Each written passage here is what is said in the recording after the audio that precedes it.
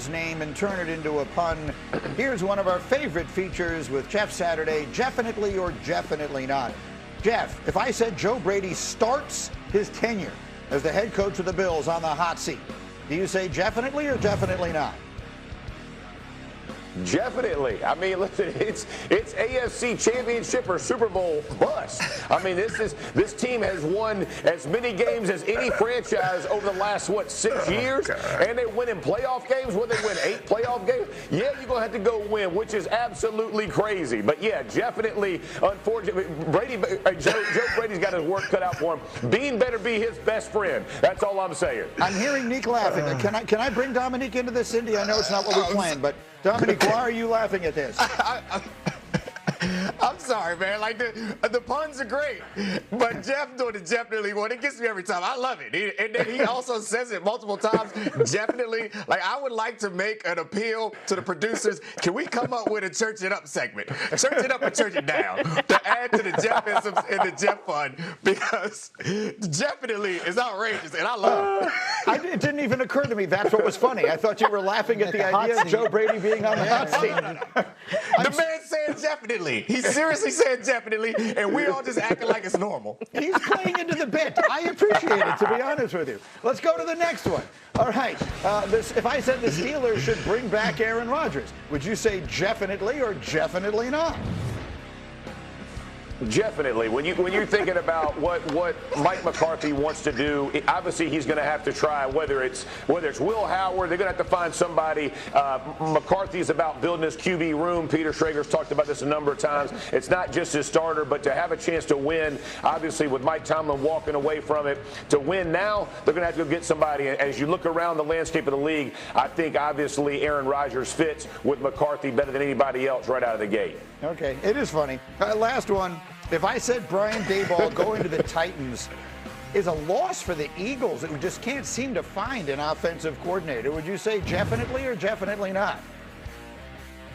I'm going to say Jeff-initely, not because they haven't found him, but I thought Daboll would have been a really good fit there in Philadelphia. I like his style. I think he has a certain swag about him. He's dealt with the New York media for a number of years, so he's got thick skin, which is going to require to sit in Philly and listen to all the stuff. But I think it's a loss. And again, this is no taking away from the Eagles and what they've been able to accomplish. But this, for me, I just thought Daboll would be a good fit there.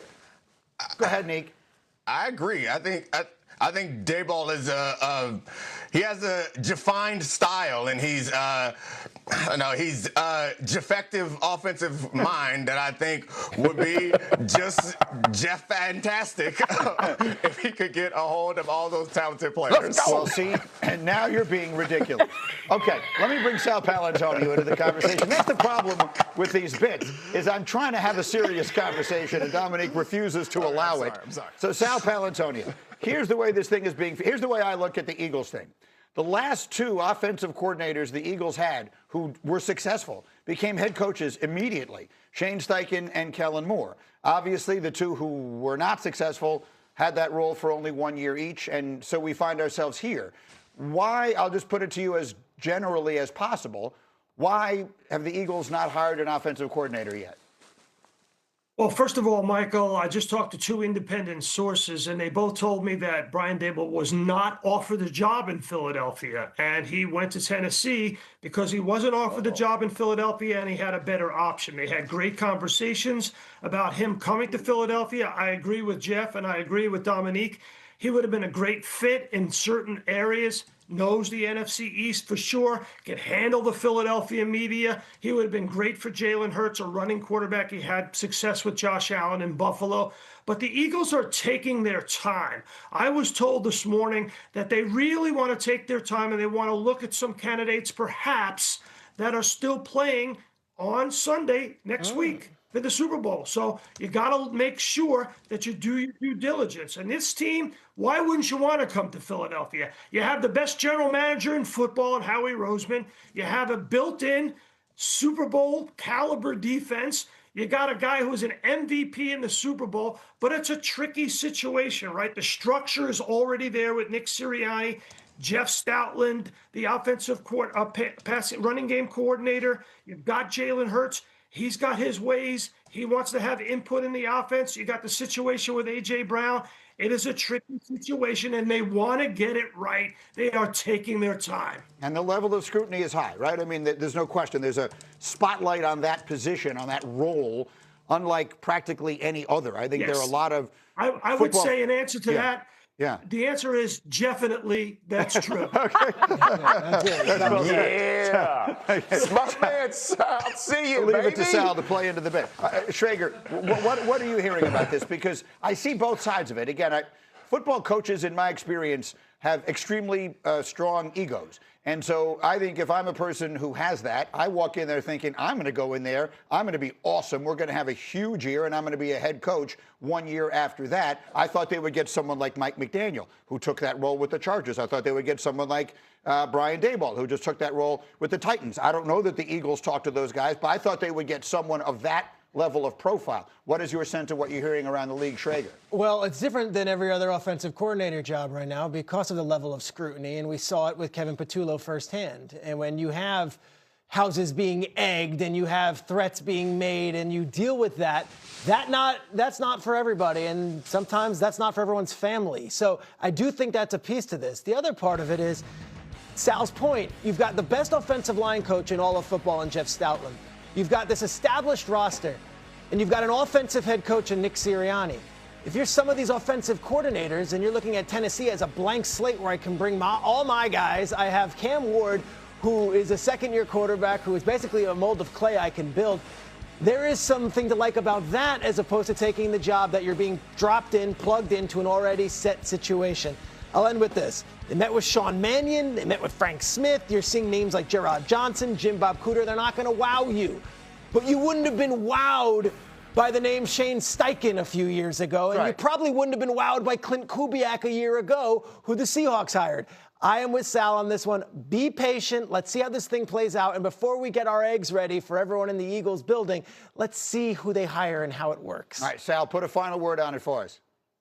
Well, I disagree with Peter. It's not houses that have been egged. It's buses that have been egged.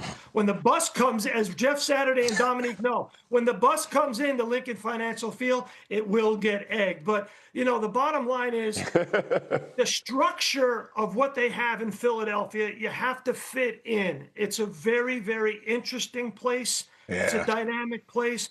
But you have a guy who's gone to 2 Super Bowls. He outplayed Patrick Mahomes in both those Super Bowls. You got to be able to work with him, and you've got to be able to get that passing game moving forward. They must be more dynamic and explosive in the passing game. I've agreed with Dominique all year long. This team was not explosive enough, dynamic, and creative. And by the way, Jeff Saturday has all the gimmicks. I thought I had gimmicks on Sunday morning. He's got the vest going. He's got the Jeff-initely going. He takes the cake now. It's over. Jeff Saturday's in first place. No question about it. Sal, you are the best. Thank you for jumping in. You know what else Jeff has? And he serves them up every week, hot off the griddle. Let's do some pancakes. Pancakes is one of our favorite things. Dominic, get it started. Fluffy. Little taste, little appetizer. Oh, my goodness. Get out the way. You got to like that. Are you serious? That is for real shin music. 1 cake. Yeah. 2 cakes.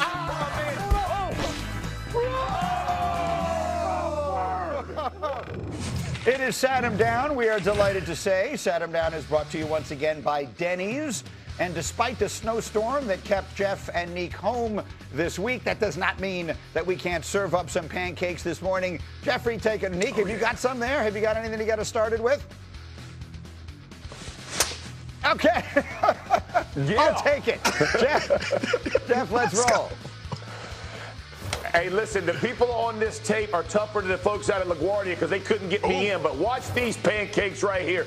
Watch my man Jackson just steamroll. He takes him from fully vertical to head and shoulder pads hitting first. That is the love that I like. That's the things that I love to see when he takes them and dumps them and then talks it over. There is nothing better than getting a guy steamrolled at the point of attack and the back breaking right off of you. That's 1 cake. That is a thing of beauty. Here we go to number 2. Bring it up. Damian All right, Lewis. I'm slow on this. Okay. Watch the screen. Oh. Dial him in. Oh, my word. Hey, Nick. Situational awareness. I don't know why certain players on defense don't have it, but put your head on a swivel. When you see the world coming to you from inside out, when you turn, do not stand there and freeze like a deer in the headlights. Otherwise, you're on the tracks, you're going to get steamrolled. That's exactly what happened. That's 2 cakes. He's out on the edge, so it's not as impressive, but this is a thing of beauty. I love it for 2 cakes. Now we're going to finish up right here. Abe Lucas taking him, drive him down, and then get him 1. I like what he's got, the fit and finish. Yeah. He's driving. Dump him and get 1. Finish him off on the edge. You got to like the power. You got to like what everybody's doing. Again, Seahawks heading to the Super Bowl. A good reason. They got this run game going. I like what they're doing out in Seattle. They've improved their efficiency, and it's all starting with guys like that. All right, we got the pancakes. They were just waiting for you here this morning, Jeff. Everybody, so sad, but we will share them in your honor. The pancakes spanked them. have been served. Yeah, I don't know. It just doesn't feel like it really is in keeping with my image. As we continue, back to the big story. Belichick snubbed. We'll tell you what it means and what should be done about it. That's on the way after sneaky hembo for Schrager. And this time, Peter, we're going to see how good you are at math. You ready? Bill Belichick, how many conference championship games did he coach in as either a head coach or a coordinator? Now we're just piling on the poor guy. Oh, this is. The answer is next.